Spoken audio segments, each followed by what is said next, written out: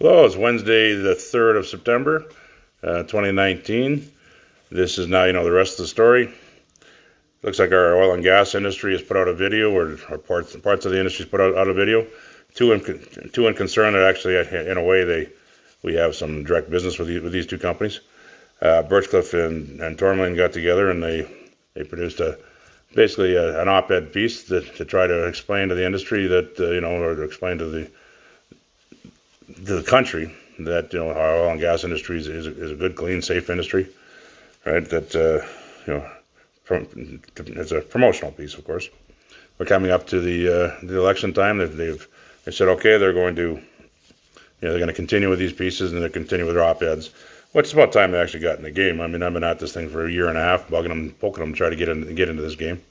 I might be working the industry, but they control the industry. So actually, stepping up, it's nice to see them starting to step up to the plate. One of the things on their environment side, their safety issue side, we kind of poked on that a little bit. I assume that there could be a direct poke at us. If it is, then they're kind of missing the whole boat here. Field service management system, when it was created, the idea was benefits and features between the industry itself and the service and supply sector, where the features and benefits went both ways. What we ended up with was we ended up with what's the best described as an extortion, right? Or we have described it as extortion. The industry itself has been challenged on many times. I mean, I just had a piece come into my Facebook feed that kind of made me chuckle. It was a guy who used to teach these different safety courses for Inform. Formerly before that was PITS, and now it's called Energy Safety Canada, but for on the oil field side. So one of his complaints was that he's taken the course. He's been in the industry for 30 years. He's taken the same course now 10 times. So even as a former instructor of the course, he's finding it's getting a little redundant, and there's no real need for it if there was upgrades. So some people through the comments section actually come up with some pretty good ideas. The new entrants, maybe they should take it a couple times, right? Then after that, any upgrades, they should have to go on the computer, do some sort of competency test or something on the computer every year to let them know any new upgrades have come in. Just a quick little flash reminder. The problem is the industry's not going to make money. I mean, if they do that, they're going to lose a revenue stream. And that's a very lucrative revenue stream. By the time you're done, when I first started working on the rigs back when I was a youngster, they come out and my first day on there, I said there's two types of gas. There's stinky gas and there's sweet gas. If it smells like rotten eggs, run that way, run into the wind, uphill and into the wind. Other than that, don't worry about it. So you see it bubbling over, you see it bubbling over the shaker when you're collecting samples. As long as it don't smell, you're fine. So that was kind of your introduction to H2S gas back in those days. I was on the rigs probably 3 years before we had a instructor come out to the rig, and I can't remember who we were working for. I remember the rig was Ensign, or Neighbors Rig 5. We had an instructor come out to the rig and give everybody, each crew as they come off. We did our H2S training. It took a couple hours in those days. Now it's an 8-hour course. So did anything change? Anything changed back then. Once you got the courseware, you received a ticket, right, which was called H2S Alert. So nowadays it's been replaced with H2S Live. So I used to argue every time I had to take the course, as long as I had to get H2S Alert, there was no expiry date. That the industry quickly discovered back then. If they start putting expiry dates on things, they can force everybody to have to rebuy. You can't work in the industry without certain courses. I mean, your bare minimum is going to be your H2S and your safety and first aid. But there's others. I mean, they pile on more and more and more all the time. So there's different courseware, bear aware. There's working alone, working at heights. High angle rescue. There's the sheer number of courses is ridiculous. And depending on what you do for a living, you could spend a great portion of your life in school paying for these courses just so you're eligible to go to work. So I mean that's part two of an extortion we were going to get into a little later on. I mean the first part is let's try to look after the service guys, the service industry, the supply industry, so that they're available. We can kind of streamline that, because I mean again the sheer volume of these people, the availability of these people is starting to be reduced. The industry is already starting to feel the pressure. And they realized that they're starting to realize, a lot of people get put out of business. So the fact that now they're stepping up to the plate and saying, "Oh, poor us," right? Well, one of the things we just sent off to them, the same thing in this letter to the government, to the premiers, and we explain how these extortions work and how the potential, especially when we're dealing with the with our payment method, right? So if you remember that one, that was the broken payment model that cost the oil and gas millions. It was an article written by David Yeager on July 30th, 2015. You can Google it. It's a great article to read, because it explains exactly, not only do we have the extortion on the safety side, but for a long period of time we've had the extortion on the payment side. What started out as a symbiotic relationship, where we're coming out of the 80s, out of the first National Energy Program. The industry was on its knees. We had the Getty program come out, which we've explained. We explained in the first video. The Getty program was a 75-25% plan. As long as if you didn't find any oil or gas, you got reimbursed by 75% of your cost. If you did find oil and gas, the industry or the government retained 25% of the well. So that was the Getty plan, of course, that brought in the next comment, which was get rid of the Eastern bums, as we discussed when Ralph Klein got in. The reason being that also we had all these multinational public corporations come in, form oil companies, and those oil companies went around drilling, and the idea was not to hit oil and gas. I mean, I had my sister-in-law, she's deceased now. I mean, rest in peace. But her mother was a CEO of one of these companies, and she explained it to that. It was the easiest way to explain it to me. As long as her feet didn't touch the ground, it was helicopters, limousines, and private jets for a long time. Spend as much money as you can. Just don't find any oil and gas. You got to keep your job. You have to keep the lifestyle as long as you never found any oil and gas. So that was kind of what preceded. These Eastern companies that come in and created these things. Alberta, on top of what the National Energy Program did to it, the debt load that when Klein inherited the debt back then, it was a fairly sizable debt for the average in the nation at the time. So Ralph Klein, that was what precipitated or ended up with the statement, let's kick out the Eastern bums, and that was what it was about. It wasn't about the individuals. It wasn't about people. It was about corporations. It was about the multinationals, or the globalists today, what we call globalists, how they come in and they rape the program, all under the guise of trying to bring back investment. And that's where we got to be careful with UCP. With UCP, the United Conservative Party, with Jason Kenney, what he's created himself is now one of the first complaints. When this video came out, we have other articles coming forward which are talking about one of the first things he did is he created a giant tax break for the oil and gas industry. Which, I mean, I can see on the surface he's trying to send a signal that, we're open for business and blah, blah, blah, blah, blah. The problem with doing that is the industry itself has already told them, I mean, after what they've gone through, the same thing, they're going to use that they're going to use that money to buy down their debt. And then whatever's left over, they're going to increase their dividends, and it's going to take a long time. So the government itself is going to reap less and less and less. So either they're going to have to offset it by getting rid of some of their own deep state, which is reducing some of the burden and overhead they have in their public administrations, and that's about they're going to have to find some way to offset these credits. But that becomes a bigger issue for us as a country, as a nation. We've identified that our ownership structure, because we don't have any controls on ownership any longer, our ownership structure of our industries, particularly oil and gas industry, are foreign.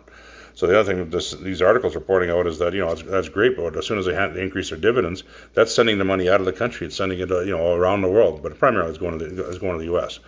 But it's sending the money out. The money's leaving. It's not going to come back. So they're saying, well, eventually the investment will come back. Well, the investment doesn't come back if you send it out. So even if the government were to tax it, or the good idea is that, okay, if you want, you have an offset credit. So we'll have that offset credit if you reinvest. So if you reinvest and you drill, or you build pipelines, you do something with it, then we'll allow that offset credit to go away, because at least we're increasing the industry itself. So that's one of the that's where we're at with it. So we'll have to see what the government takes if they take some advice from the people. The problem with governments is when they get into power, they sometimes forget forget the conversations they had and the things they were going to do.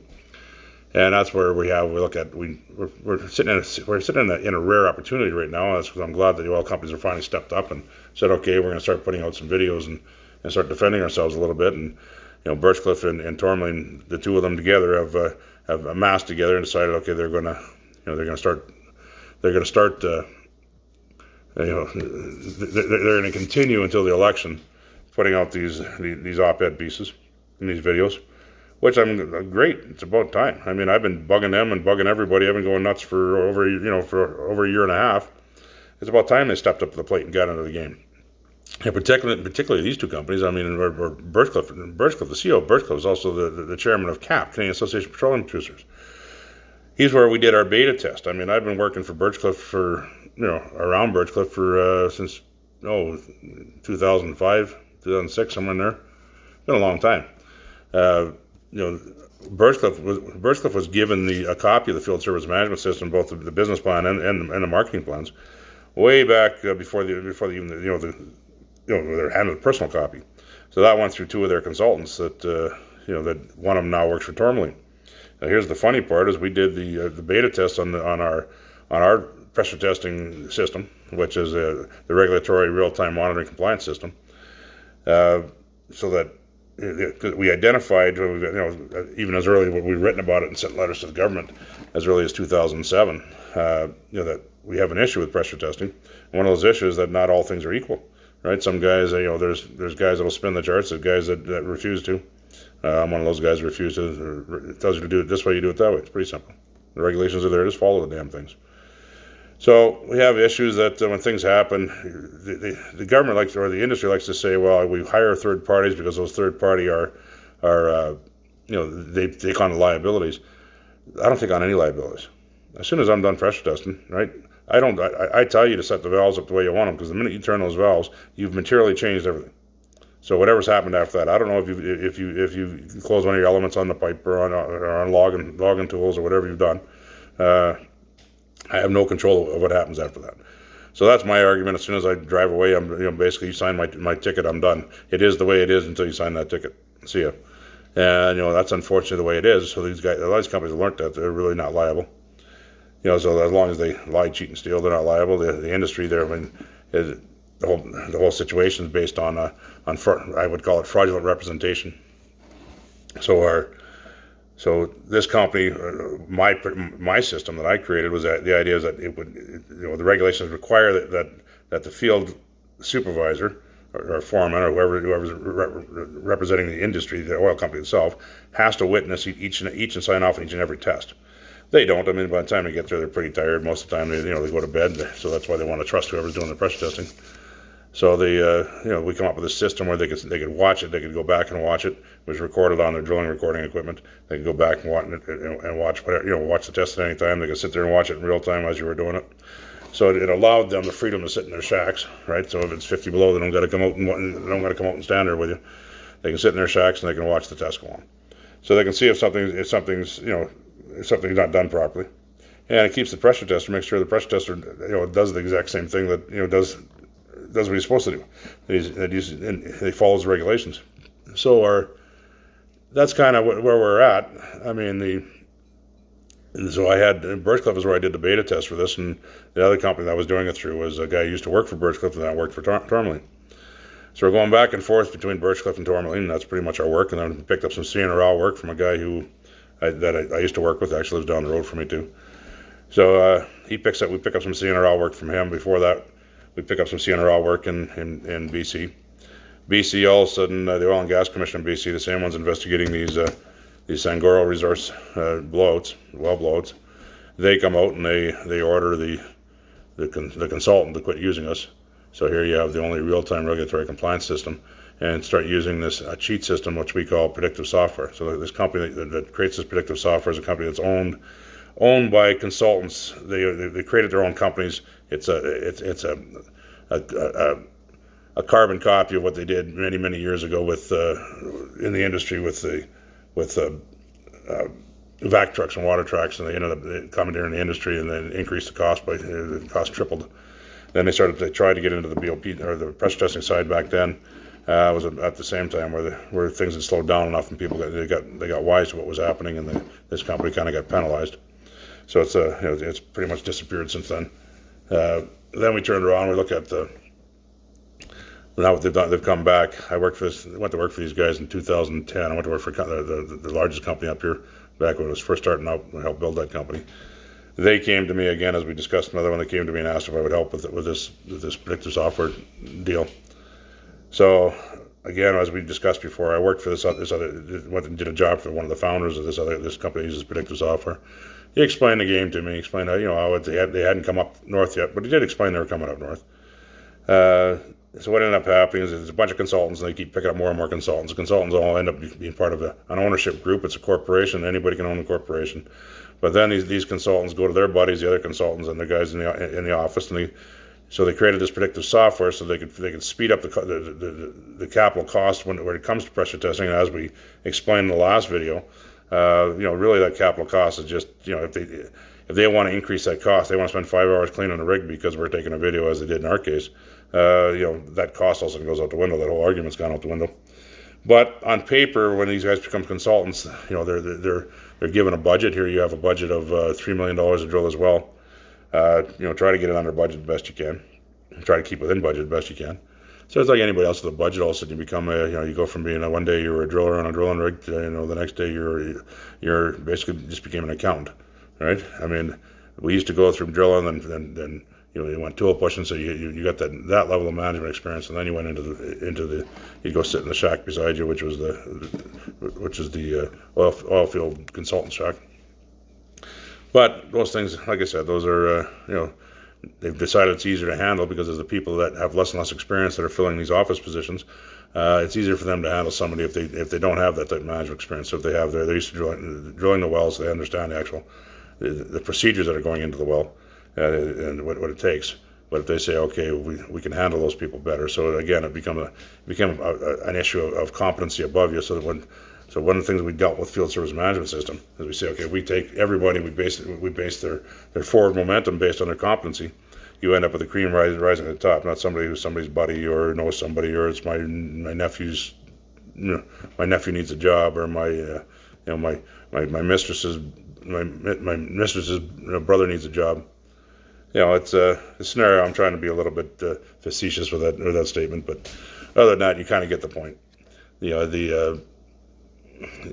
We're not watching our cream rise to the top, and then what transcends downstream from it is everything below it starts to become less and less efficient. Next thing you know, you end up with companies like Sagaro Resources, which I don't know for sure. I'm just trying to say, well, this is a possibility. That it's a coincidence, and as we pointed out in another video, there's a lot of coincidences go on. So you end up with these different companies at some point. I mean, how do you have two well blowouts in the same area in 8 months? That's wow, that's cool, right?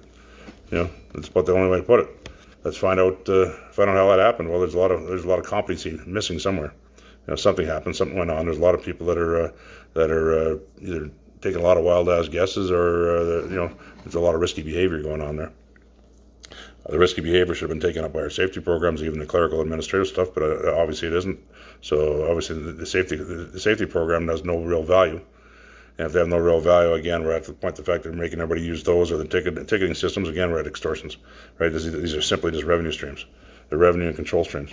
So we've identified the revenue control streams. We'll see what happens after that. I mean, this week again, I got other things to work on, but like I said, we're going to end this video up pretty quick. So the oil companies finally got in, and you can Google it. I wish I'd written the name down, but I didn't. But you can Google it. It was August 26th. I think I Googled the oil company video, right? Canadian oil company videos, and it comes out. It's not a bad video. This week we anticipate that the premiers and WCB boards are actually watching. Last week they got their letter from us. Their documents a little different than the ones you're seeing here. The idea is to have them go and find their own documents, like the ones we showed you in the last video. If they if they don't want to go find their own documents, eventually they'll have to ask us, and we'll send them a copy. But from there, the idea is that they're going to go through. They're going to see the issues, and one of the issues there again, when we discussed this payment portion as another extortion, one of the things that we identified is right now the way the industry sits. If they were forced to start paying, and say inside of 30 days or as a job is done, the payment structure in Canada is designed, because of our tax system, the way our taxes work, is designed that you pay your taxes, your GST or whatever, every 30 days. So if you're holding off for the money, you got to go and find that money somewhere else to prepay. If the industry had to pay when the job was done, like at one point they used to, so as soon as you're done the job, they write you a check, or the check was in the mail. But as soon as we went to this 30, 60, 90, whenever or never pay system, what's ended up happening is these companies have now taken the resources they have in house, and they don't have the capital. If they were all sudden had to stop today, and the government said, "Oh no, you pay all your invoices up to date today," you just put them all out of business. Every one of them, they're all out of business. So that's the problem. Is one of the things we pointed out, that it's time to stop sending out dividends, and keep that money in Canada. I mean, your job, these board of directors that I like to poke, the 637, like I like to call them. So we talk about the 637. It's an interesting number. If you know gematria and you put it in gematria, you'll see why I use that number. But the interesting thing about this group of directors and officers, in the old days, directors and officers they created your business, and their benefit packages all came out of making the shareholders more money. But they made the shareholders more money by increasing the business. Either they drilled more or they did something else. Nowadays, what they do is they get the government to do like what Kenny's done. They increase the profits by decreasing the taxes, or by mergers or acquisitions, or quantitative easing. The QE programs are coming out of the U.S. Where they get the government to kick up money, right, or what we call the corporate welfare system. So they focus more on generating some form of corporate welfare. So we the citizens, we the people, pay them, and then they turn around and say, okay, well, we'll look at all the extra money we made, so then they get a great big bonuses out of the deal. Well, that's great, except for the problem is at some point the people are going to say, well, we want payback. And, that time has come. So now we're getting rid of the Liberals, which is great. I mean, the Liberals have been nothing but the biggest disaster that ever hit this country. Maybe next time we'll make sure the guy's got more than a grade 3 education. You might say, well, you got blah, blah, blah, blah, blah. I don't care, right? Personally, I sued the guy because he's totally ignored the law, right? 217.1. He allowed people to get hit. It all started after the Saguaro, December 29th. I sent a letter on the 30th or the 1st of January, another email off to the Premier, saying now you're liable, right? So if you weren't liable in November when the worker got killed, right, because you hadn't read what we sent to you, then you're definitely liable now. 2 months has gone by since we'd sent them the information regarding our communication that started with them. I said, so you're now definitely liable because you've done nothing to put a stop to this. I mean, it's within your power to do so, and you did nothing about it. You didn't open an investigation. You did nothing.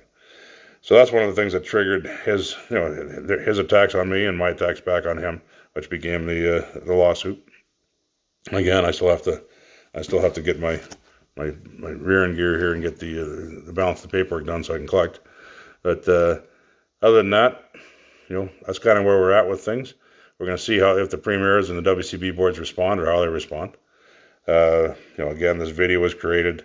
They knew the letter was coming out. I always send things to CAP or to the industry, particularly to Jeff Tonkin. I mean, I figure it's fair that if they have a copy of what I'm going to do, I don't, that way they know when I say I'm going to do something, I do it. So Jeff Jeffrey had a copy, whether he reads it or somebody else reading, doesn't matter. They've had copies of all the stuff. So they had a pre-copy before anything was ever sent to the premiers. They had time with it. Now the premiers have had it, or it's been sent to the Western premiers. It's been sent to the Western WCB boards, the same ones that were CC'd on all the original information. So we'll come back, see how they respond to it. If they respond to it, the industry itself, unfortunately, I think the video was a response. I'm glad that we finally got them to step up and start to wake up. Because I mean, it's a big fight when you're trying to fight something, and your industry's at least if they start fighting this, we have enough politicians that understand. And if you guys share these things and people understand what's going on, I mean, come on, everything we're talking about, the politicians are right in there. They understand it. They've got copies of all this information, so it doesn't matter. I mean, in BC, we're faced with Horgan and the NDP, but yeah, that's such a shaky government. That's not going to last much longer. When that falls up, there's a good chance the Liberals are going to come back in. But this time, let's give the Liberals some direction. Here, we want these things fixed, right? I mean, we have no choice. We can't. What's happened with our industry over the last 4 years? There's no way that it's not just our industry, but the industries around us. To try to scale up these industries is going to be extremely difficult. I mean, not only have the equipment assets all gone south or overseas, the experience has gone with them. So we got a lot of experience has gone, or the experience has got older, and they're aging out. So, knowing where these assets are, we have a plan for that. That's put in there. It's called Anchor Track. We did some lobbying back in 2007 to the government, both Canada and U.S., and they bid into it. And part of what it is, it's like we discussed it earlier. People in the trucking business want to kill me over it, but by tracking the location, and work history on every mobile asset and the commercial asset, not only do you know where they are, but you know where they, you know their utilization, right? So can I use them? Can I use them where they are legally within our system? It doesn't just work for oil and gas. At some point, I can see that. There should be a giant, at some point, every commercial vehicle should be on a system, no matter what you're looking for, and it's kind of its own dispatch system. Now we used that in welding many years ago, and we did with a friend of ours, we did a dispatch system for welding that they ran successfully for quite a few years. But again, that was another beta test we conducted, just another portion of it, the same as we did with SCADA with another one of our partners. So we've had a lot of different people involved that have done different portions of the industry, so we have a good rounding and good understanding of how the industry works. Like I said, I'm glad to hear that our government has finally got, our governments are changing, our industry is starting to wake up. Not 100%, but one of the things one of the letters I sent them, I said, I predict that soon we're going to have a lot of new directors, and a lot of new officers. Which you change governments, you generally they change out their boards, and this time around, I think we're going to see that coming through. A lot of these companies, if you remember when the NDP was in Alberta, and they have their pipeline advisory board, but on top of that, when they brought in the carbon tax, you had a lot of companies, Shell and a bunch of their CEOs come up, and they all jumped on the bandwagon. They helped create this system. And as soon as they were done, they sold out and disappeared. The same companies that were the promoters of it are the ones that sold out and bailed on the country. So, we're down to a hardcore. A lot of the smaller companies are stepping up, which is good, right?